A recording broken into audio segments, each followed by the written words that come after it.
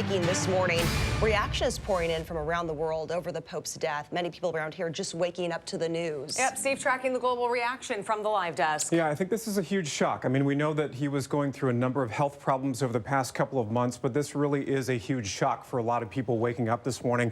First, I want to give you this live picture at St. Peter's Square in Vatican City there in Italy, where followers and tourists are coming to pay their respects this morning as that area cleans up from those Easter services that just took place yesterday.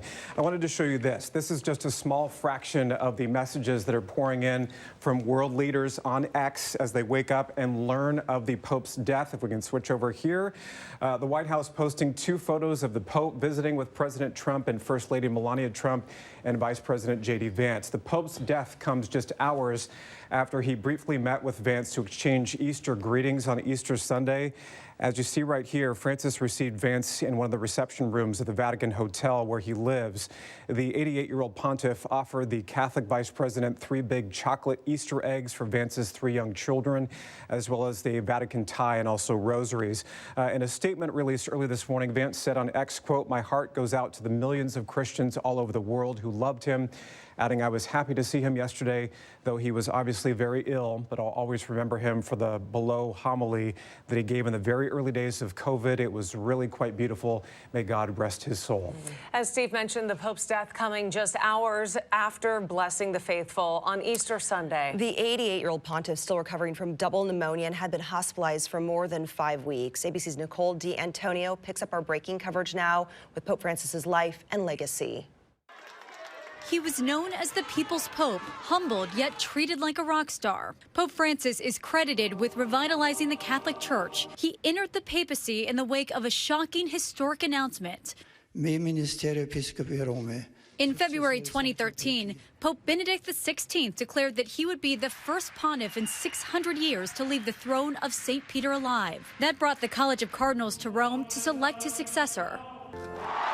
After the white smoke poured from the chimney of the Sistine Chapel, the new pontiff, previously known as Argentina's Cardinal Jorge Bergoglio, stepped onto the balcony. Buonasera.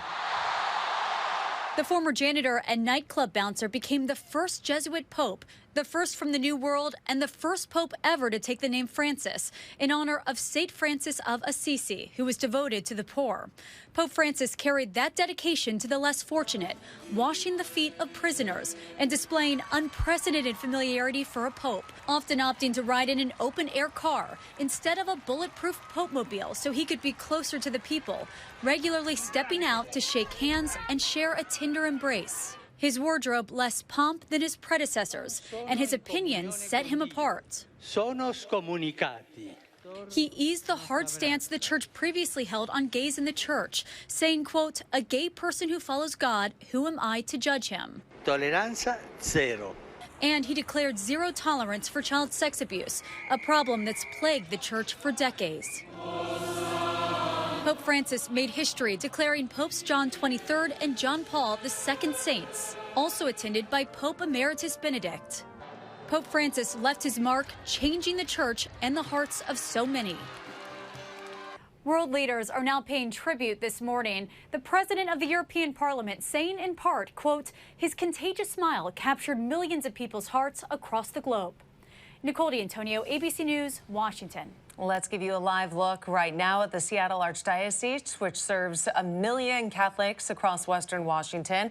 We just came off of Holy Week, Good Friday, the holiest day in Christianity, followed, of course, by Easter Sunday. Many Catholic schools or offices are closed today, either in honor of Easter, Easter Monday, or for spring break.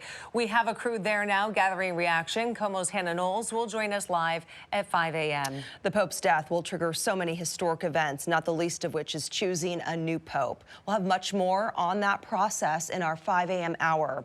We are watching reaction pouring in from every corner of the world right now. Keep it right here for any breaking updates.